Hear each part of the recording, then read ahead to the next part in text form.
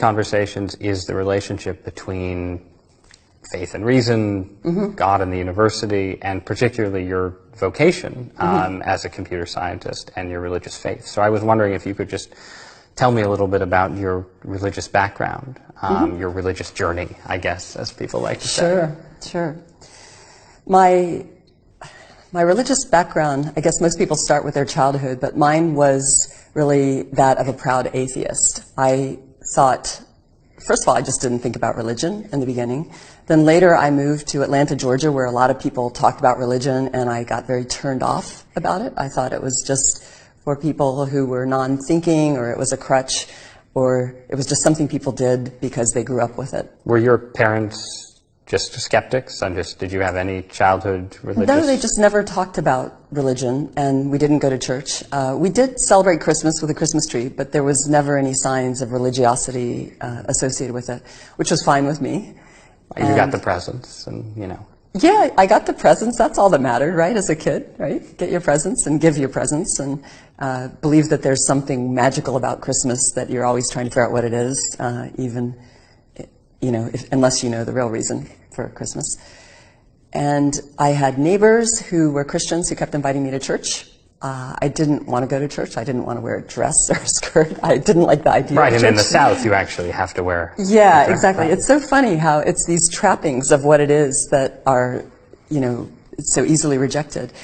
And eventually they said, you know, after I think like 6 weeks in a row of faking stomach aches to get out of Sunday morning churches, they said, you know, maybe you don't have to go to church, but what matters most is what you believe. Have you read the Bible? And I thought, oh, you know, I've heard that's the best-selling book of all time. No, I haven't read it. You know, maybe I should, because I considered myself a smart person. I should read the Bible. So I got one of those read the Bible through a year, you know, checkbox. I think it was called The Way. It was one of those paraphrased versions. And I started reading the Bible. And to my not wanting to tell anybody what was happening in me, I started to change. It started to change me.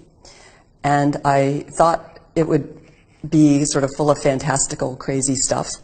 They actually had me start with Proverbs, which was smart because it was full of so much wisdom that I'd read a few verses and I'd have to put it down and ponder what was going on here. And it immediately hit me with my, you know, my sort of intellectual arrogance that I had a lot to learn from what was written here. I don't know. They might have known. They never talked to me much about it. They were very quiet about anything church or religion related. In fact, I never knew my mom had any opinions about it until I came home one day and said, Mom, I want you to know I'm leading the debate team for evolution against creation. I'm on the evolution side, and we're going to whomp those stupid creationists. And she said, but the Bible's an important book.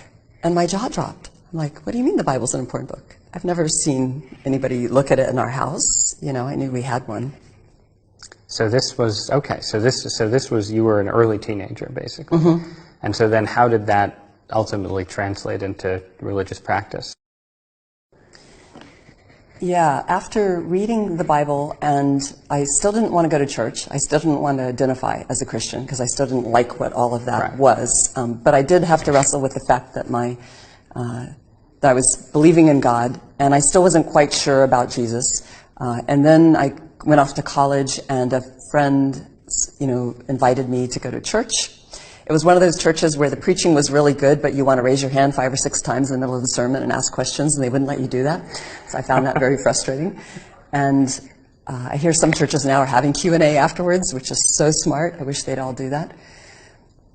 And gradually, I met with people who could get my questions answered, and I changed from just believing in God to realizing that there was something much greater there that was being offered, which was not just faith in Christ, but the opportunity to get to know Christ as a living person, and to change sort of who was in charge of my life, you know, instead of it just being me, to hand that over.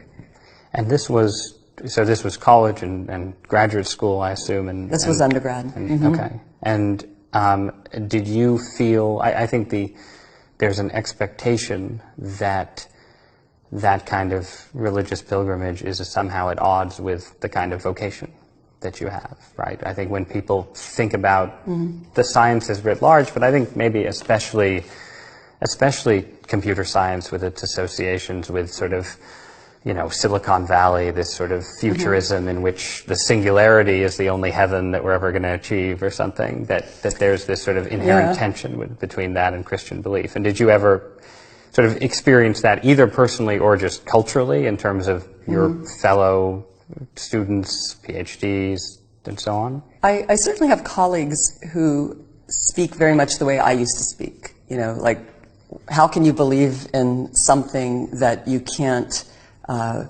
prove mathematically or show in this way?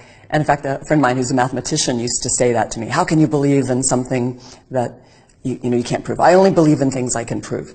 And then one day he was reading a history book, and his friend, who happened to be a Christian, said, why are you reading that history book? You can't prove any of that. And he realized there's a lot of truth that has happened in the past that we can't prove today like you can a mathematical thing. And furthermore, of course, all of our science and our math rest upon axioms and things that we take at faith. So people who think that they can't deal with faith are really just deceiving themselves. All people in science are accepting something on faith. The question is, what is the evidence for that? And do you allow kinds of evidence that are non-scientific?